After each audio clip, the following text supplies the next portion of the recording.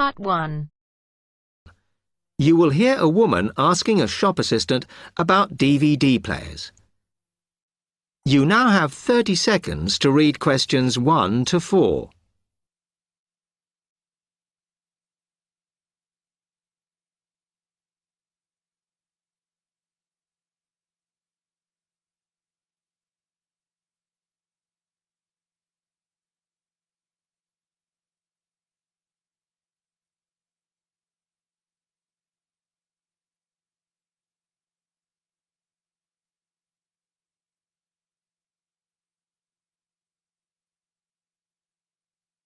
Hello, I'm interested in buying a DVD player. Can you help me, as I don't know very much about them? Of course. We sell quite a range. Actually, we're doing a customer survey at the moment, so I wonder if I could fill in this form about you, and that will actually help me to advise you on the best DVD player for you. Oh, okay. First of all, your occupation. Student. Okay. Then, have you already got a DVD player? No, I've never had one before. Uh-huh. And how much do you think you want to spend on a player? I'm not sure, really, but I have got a budget. My friend said I should allow about £100, but I can't afford over £85, so that's what I'm working on. Mm-hmm. And do you watch DVDs very often? Depends what you mean by often. I don't know what the norm is. Is it about 2 a week? I suppose I watch 3 a month. That's enough for me. Yes. What sort of films do you like watching then? Action movies? Not really. Oh. My boyfriend always insists we watch science fiction movies, but I prefer thrillers. Something to get your teeth into. Okay, just one more.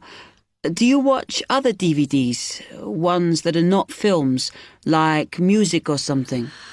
Not much, because I don't want to spend the money on something I can watch on TV, but I occasionally rent out comedy programs, and I fight with my boyfriend over all the sports DVDs he watches. You now have 30 seconds to read questions 5 to 10.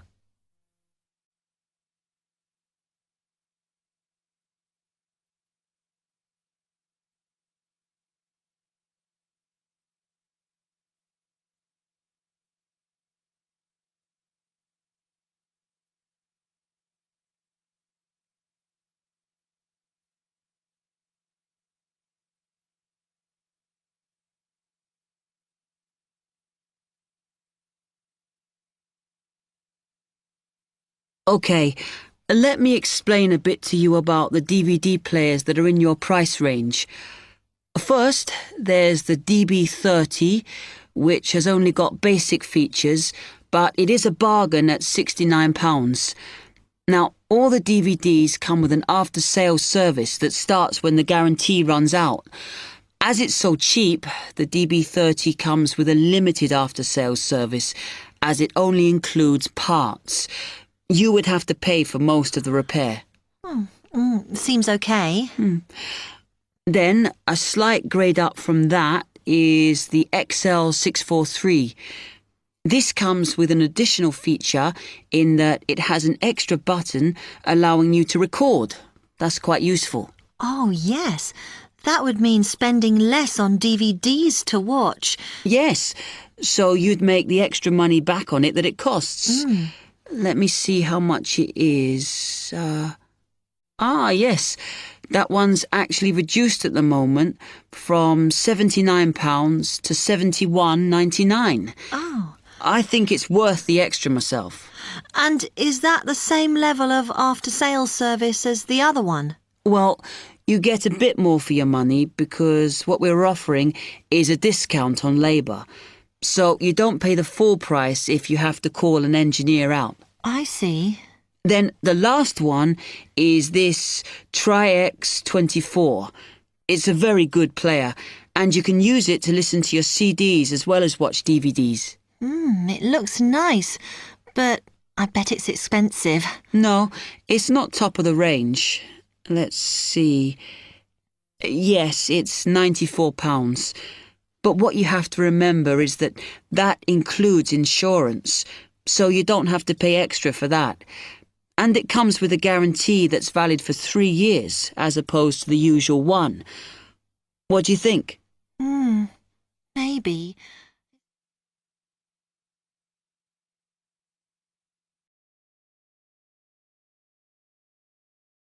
That is the end of part 1. You now have half a minute to check your answers.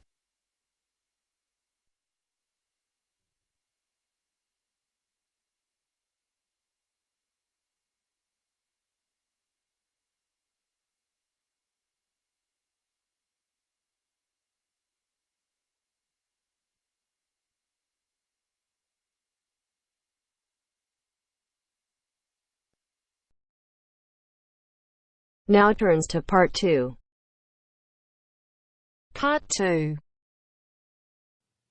You will hear a female and a male student talking to a female tutor about a self-evaluation form. First, you have some time to look at questions 11 to 16.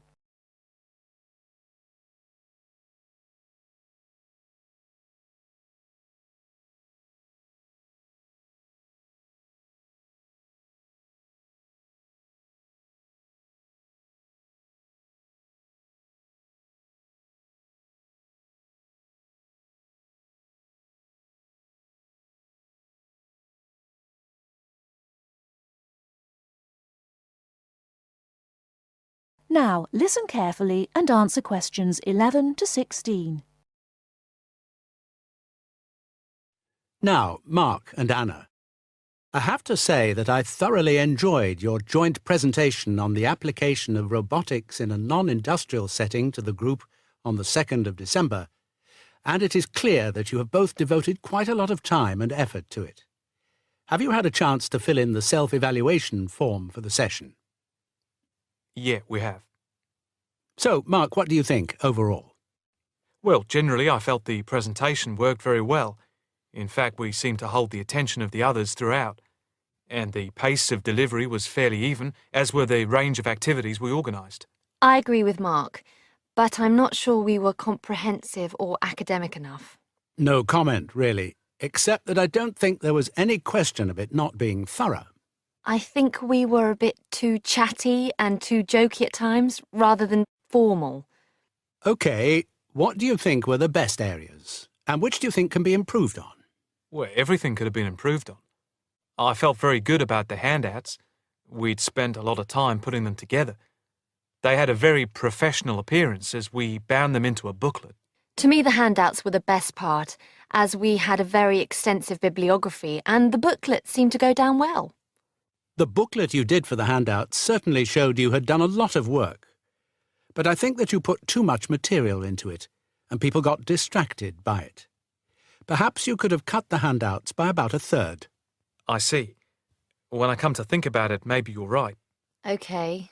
But there were times in the middle of the presentation where things did go a bit astray.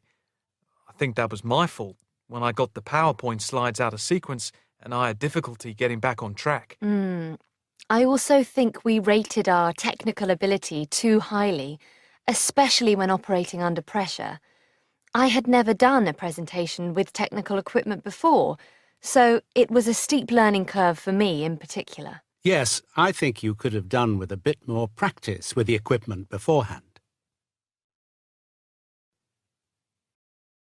Before you hear the rest of the talk, you have some time to look at questions 17 to 20.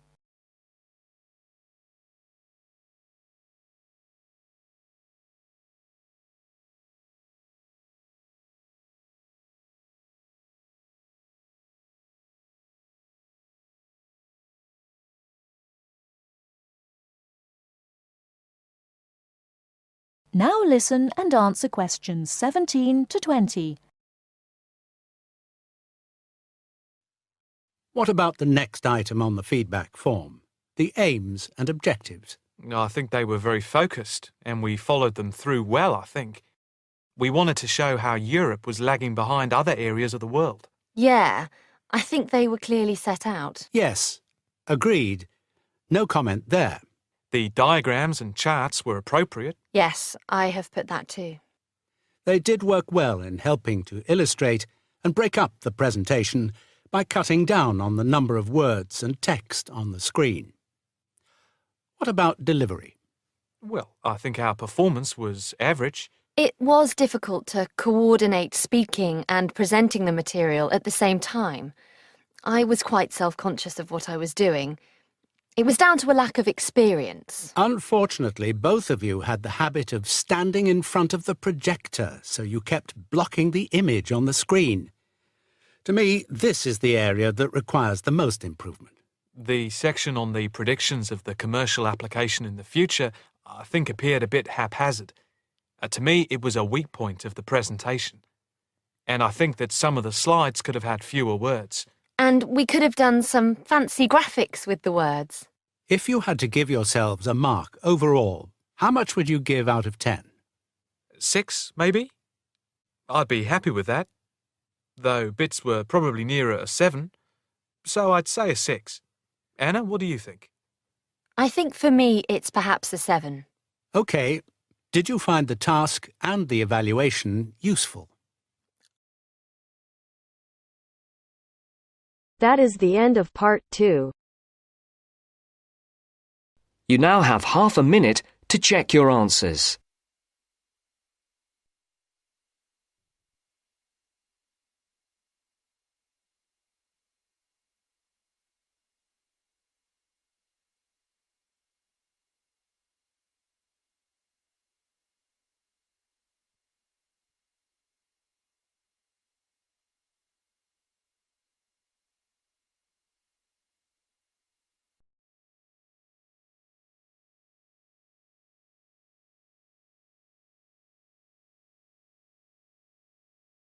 Now turns to part 3. Part 3. You will hear a talk on local radio about a short film festival in the town of Adbourne. First, you have some time to look at questions 21 to 26.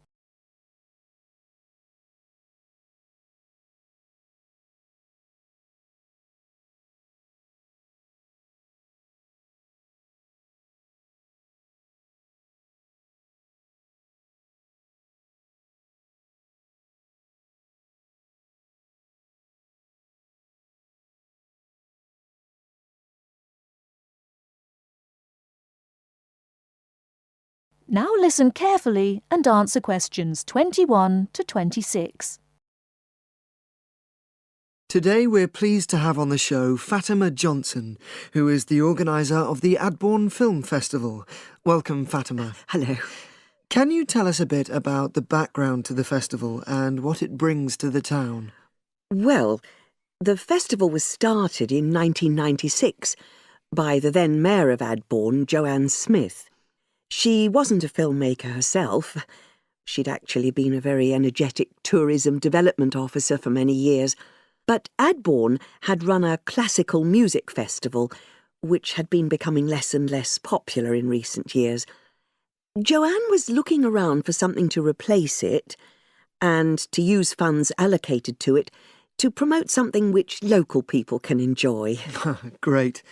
So tell us about the festival nowadays. Well, it's held in the last 2 weeks of August every year, and short films from all over the world are shown in 3 places, in the theatre and our 2 cinemas. Several films are shown in one performance, and the whole thing lasts about 90 minutes. Tickets are very reasonably priced.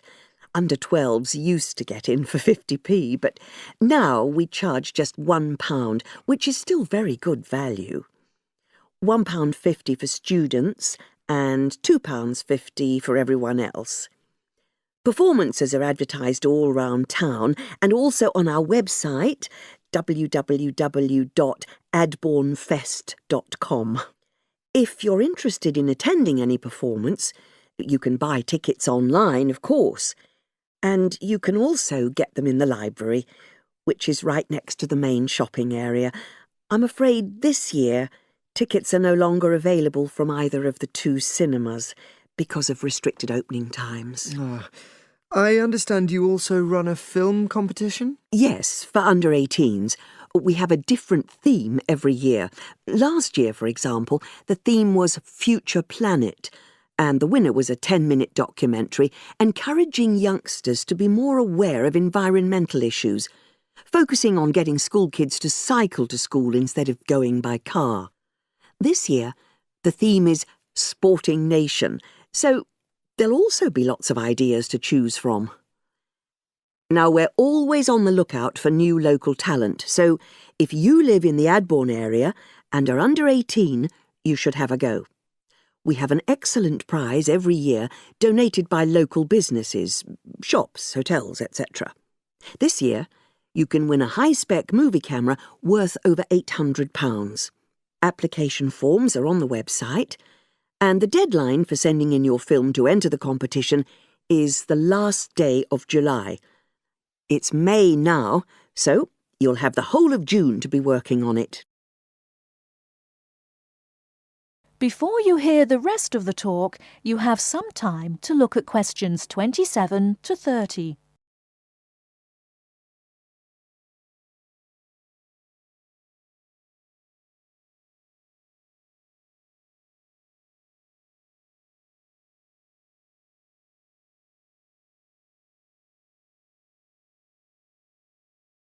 Now listen and answer questions 27 to 30. And what are the judges looking for? Well, although we choose very topical issues like the environment, we're not looking for propaganda, trying to get people to do something. Instead, we're looking for a new angle, a fresh way of looking at a theme. And of course, because it's a short film festival, it's not really about a fully worked story with well-rounded characters. It's more about good photography, conveying things visually. And who judges the films? A panel of 3 people who know a lot about film. We've used the same judges for many years, and we're very happy with their expertise. One thing we probably will change next year, though, is we want to add another class and another prize for older filmmakers.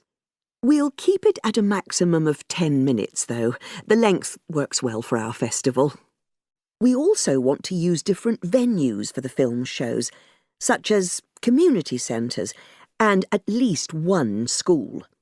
It might make performances more accessible to a wider audience. We did explore the possibility of having late-night showings, but that's unlikely to happen in the coming year. So, as I say, if anyone's interested in submitting a film for our competition, go onto our website and you'll be able to access everything. That is the end of part 3. You now have half a minute to check your answers.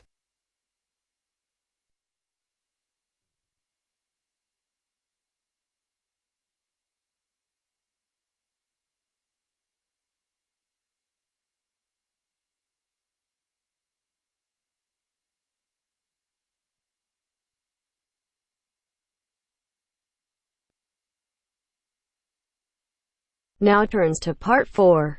Part 4. You will now hear a speaker talking about student loans. First, you have some time to look at questions 31 to 40.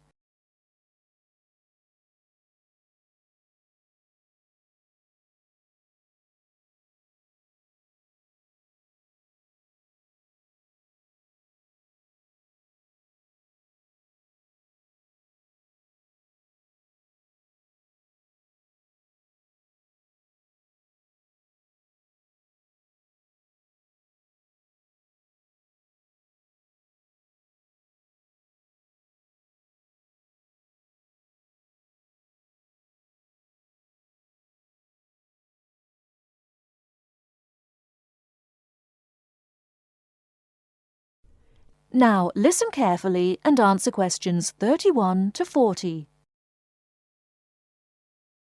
Thanks for turning up today and welcome to this short talk on student loans. What you'll hear from me today are a few starting points, which should guide you in the right direction for what is suited for you. I'm assuming that most of you have an account at a bank or building society that you can draw funds from. These funds will either be your own or through a loan you may have with the bank. You may even have a credit card you can use. If you don't have a bank account, I suggest you open one with one of the major banks. It's the best option as you will find major banks have more outlets. Within the city and in close proximity to the university are HSBC in City Plaza, Barclays in Ragdale Square, National Westminster in Preston Park, and Halifax in Hope Street. At this stage, I just want to inform international students that not all the services available for resident students will be available to you. As international students, you need to provide documentation stating that you have funds available to see you through the duration of your study. Different banks have different policies, so search out the one that will benefit you the most. You will also need to provide a photocopy of your passport and certification of your enrolment in the university. The most common way of taking out a student loan is either through the university or through a banking institution. If you decide to go with the university, again, you need to supply a certification of enrolment and passport if you're an international student, or if you're a resident, you will only need the enrolment details. One word of warning is that you need to be clear on the interest you will be paying on your loan. The interest level through some universities is almost as much as the loan itself, so if you borrow £10,000, you might have to pay back close to 20. Also, with student loans through the university, you have a limited time to pay them back, and this time is not flexible. You might have only 1 year. You might have 5. As I said, different universities have different policies. This university, for example, has an interest rate of 23.5%. It's quite high, but not as high as many of the other larger universities. The other option is to take out a loan through your bank. You will find that most banks will have lower interest rates than the university. They average roughly between 14.5 to 18.5%. Banks also give you an option of over how many years you want to make repayments. You can basically choose to pay it back in a year or in 10, even more if you are finding it difficult. Make sure you have an account with the bank you decide to go with. Either a current account or a savings account is enough. With either of these accounts, you can use your card to make withdrawals and deposits from automatic teller machines at any time, and make payments over the internet if you choose.